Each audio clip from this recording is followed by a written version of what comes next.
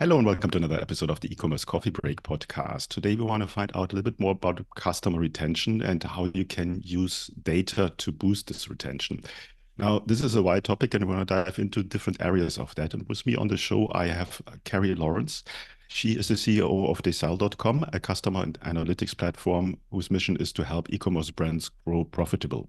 Decile spun out of Social Code in July 2020, where Cary was co-founder back in 2010. And prior to Social Code, Cary worked at the Ad Innovations Group at Washington Post Digital and served as a program associate at the Aspen Institute. She has a master's degree in communication, culture, and technology from Georgetown University. And I'd like to welcome her to the show now. Hi, Cary. How are you today? Hi, Klaus. Thank you for inviting me. I'm thrilled to be sharing some coffee with you this morning and a chat. Excellent. Coffee is always good. We have a lot to cover there. So let's talk about, and I found this on your website, and I really like the approach there. When we talk about customer retention, about data, you basically break it down in three parts: identify, assign, and measure. So give me a bit of a background. What's your idea behind that?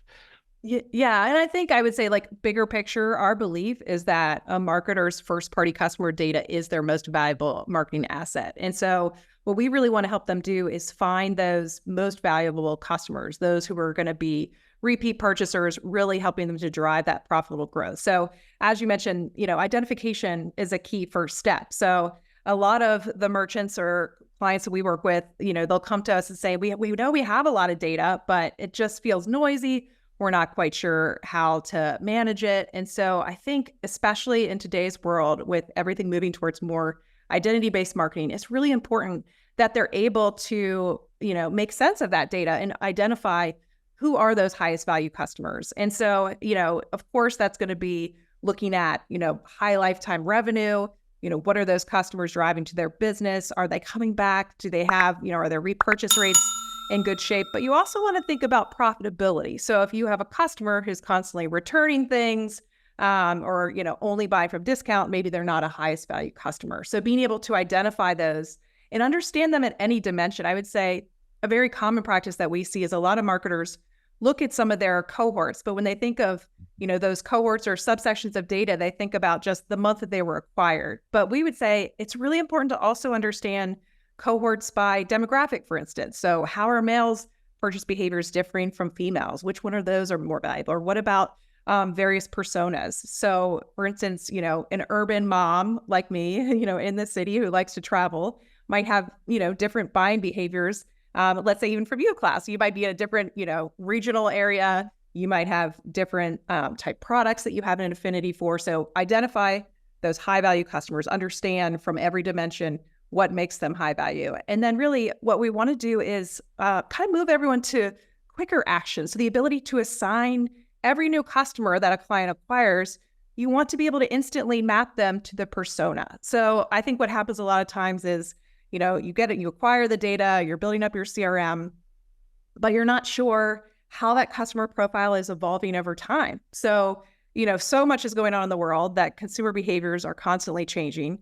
And you have to kind of understand as quickly as possible which persona those new customers are going to map to, so you know the right way to talk to them. You know which products to show them. You know when it's time to hit them with a remarketing message. And ultimately, as I said, like, track their value over time. So sometimes what we'll see is, a client keeps acquiring the same type customer, but their value is dropping over time. And they might miss that there's this new persona or this new subset that is going to be more valuable for them over time. So as you said, I think being able to identify those high value customers, quickly assigning them to the right persona so you can start talking to them and engaging with them in the right way, and then tracking them over time. Mm-hmm. I think the key there is really what you say is understanding your customer. And now most merchants have like plenty of different apps and platforms they're working on. They might be on Shopify, they're running Facebook ads. From all of these aspects, different platforms, data is coming in. It becomes really, really difficult to read out what's happening there. And before the interview, you mentioned the term data enrichment. And I found this very interesting. Tell me a little bit about what data enrichment is and how it helps a merchant.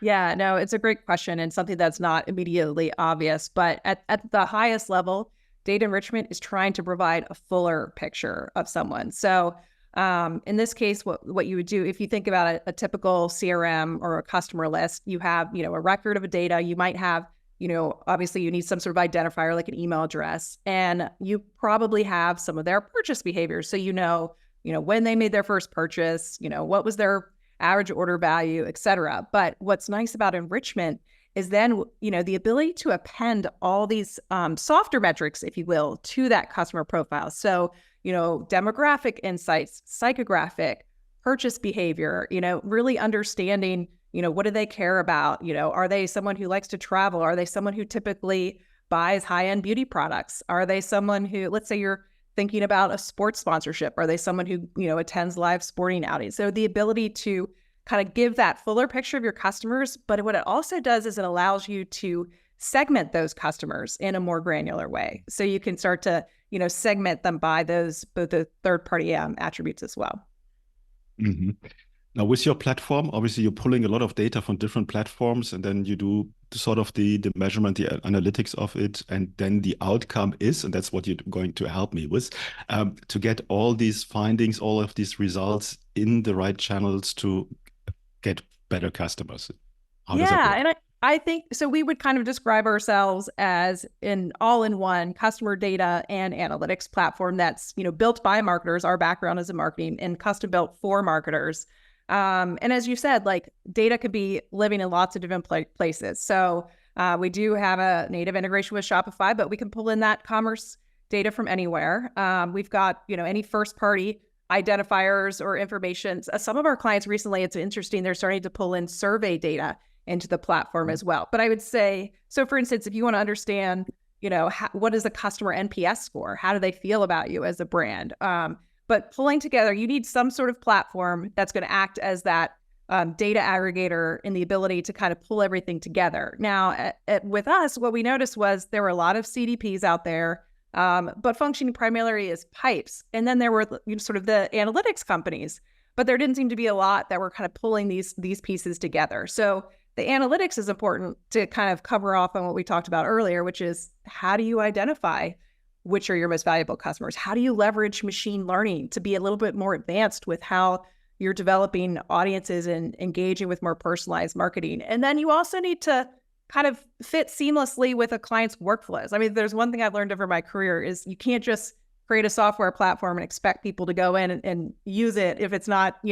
easy to integrate with all their workflows. So having those integrations with, like the acquisition platforms, like a Meta, Google, et cetera, but then also the remarketing platforms, like your email service provider, like a Klaviyo or an SMS provider. You need to be able to kind of have all those connections, have a way to refresh that data on a regular cadence so that you can act on it. And that is the real activation piece. Because, if you're just sitting on this data, and then we see this sometimes too, a merchant might have, a robust analytics team and they've got access to a lot of stuff, but it's really hard to kind of make that access to analytics and insights more democratic across the organization. So the marketing folks were often very disconnected from like the data and the analyst and the BI teams. So what we want to do is bring those pieces together and then, make the whole organization analytics minded and then make it very easy to act on that.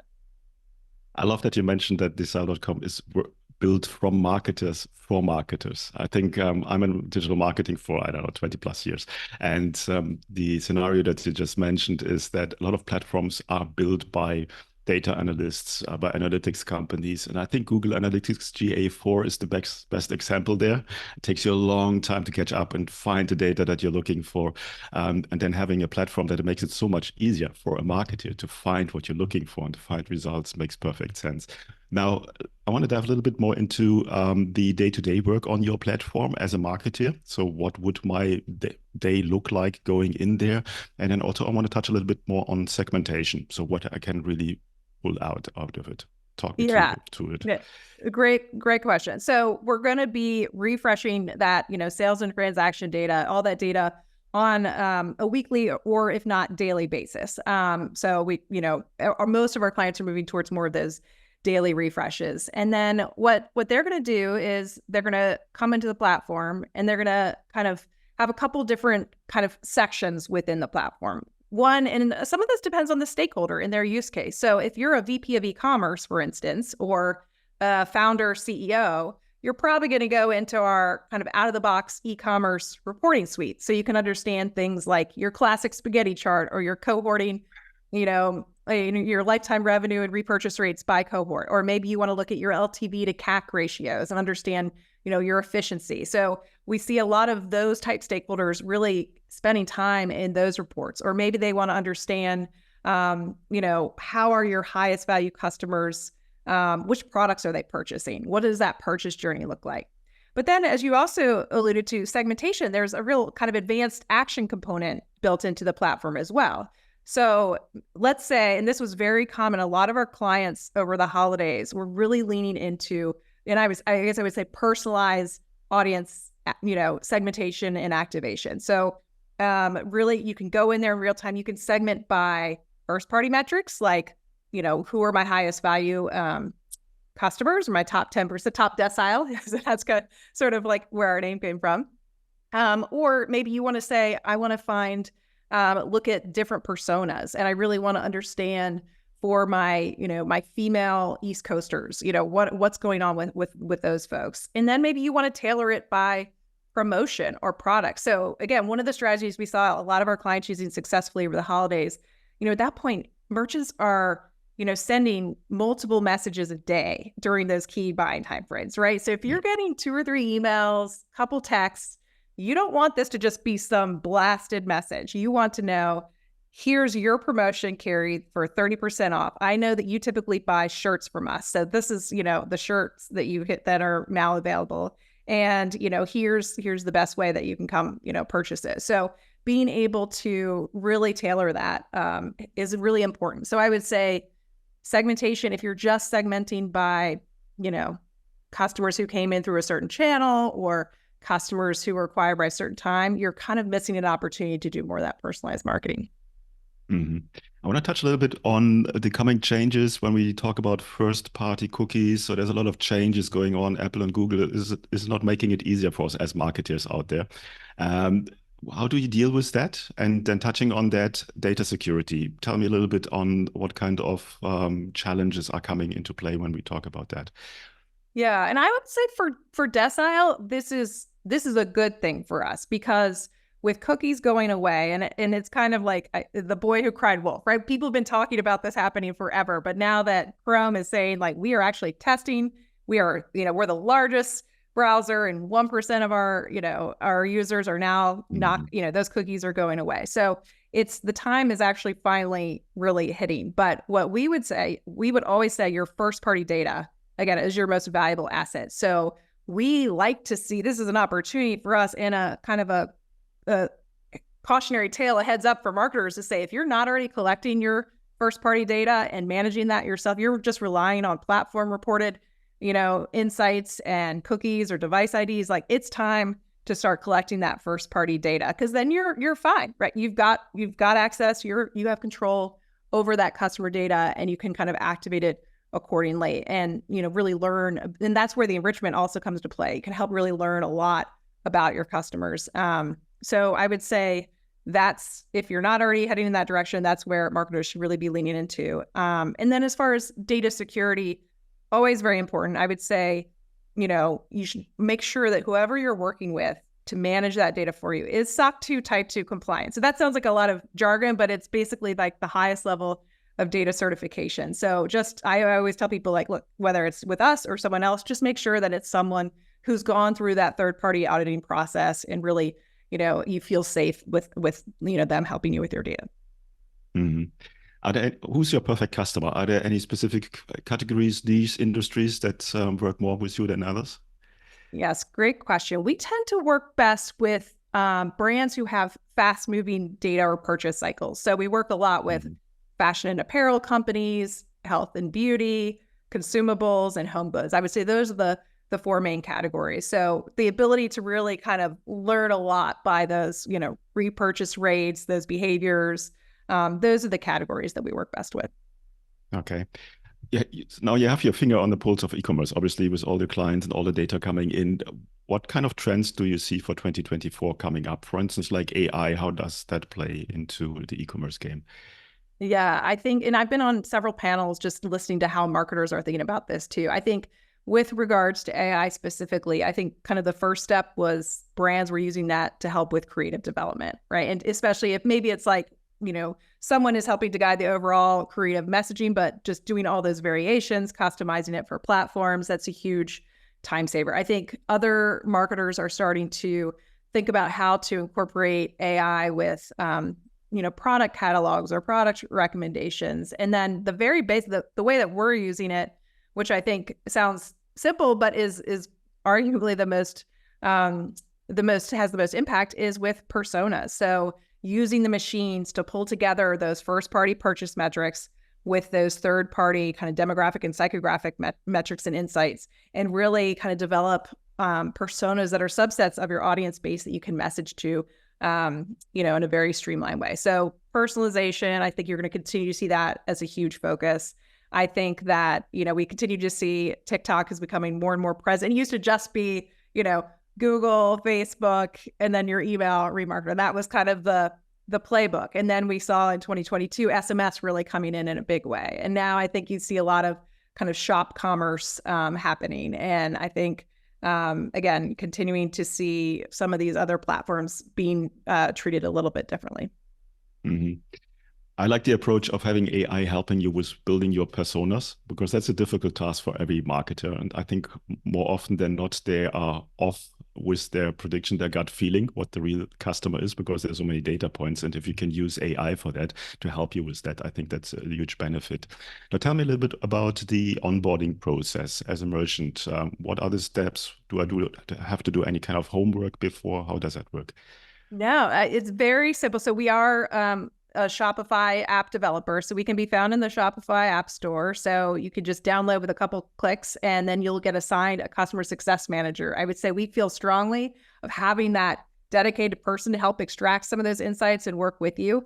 You don't have to be on Shopify. We can pull your data in multiple ways. We can do, a secure FTP transfer. We can automate that via S3 buckets. So the first step is, first of all, you can reach out to me directly, Cary, Cary at Decile.com, and I can connect you to the right person, or go ahead and download us via Shopify, and we'll get you mapped to the right team. Okay. Tell me a little bit about your pricing structure. How does that work?